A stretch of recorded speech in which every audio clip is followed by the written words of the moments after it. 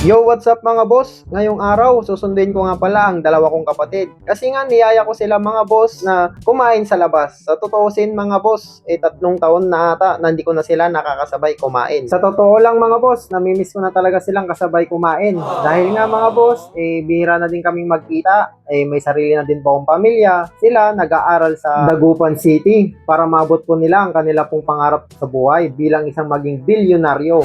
Bilyonaryo yan?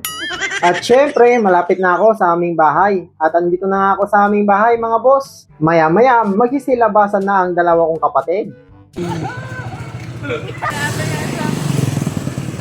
Aldo! Grabe, ang bilis na talaga ng panahon ngayon. Ang lalaki na ng mga kapatid ko. Mga binata at dalaga na.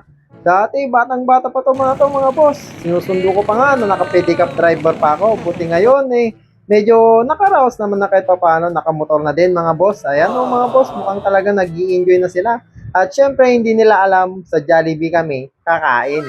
At ito na nga mga boss, medyo duman tayo sa shortcut para hindi tayo mahuli ng mga, alam nyo na,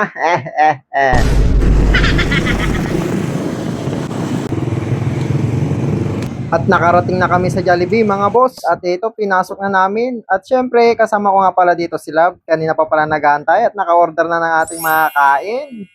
Ang in-order nga namin, isang sinigang, isang adobo, at isang dinakdakan, at isang kare-kare. At syempre, mukhang tuwang-tuwa nga talaga ang aking mga kapatid. At bago nga kami kumain, syempre, magdadasal muna tayo.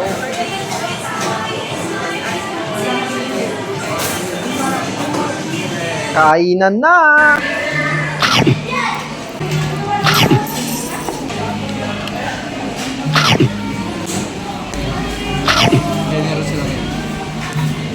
Ito talaga yung hinahanap ko sa kanila mga boss kapag kasabay ko kumain. Yung mga ngiti nila at yung mga kulitan namin.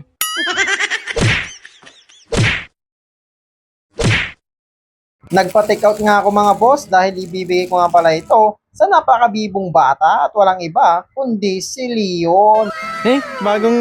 Bagong gising ah! Yay! Wala talaga akong masabi dito sa batang to dahil napakalambing. Happy? Happy? Yes. Yes?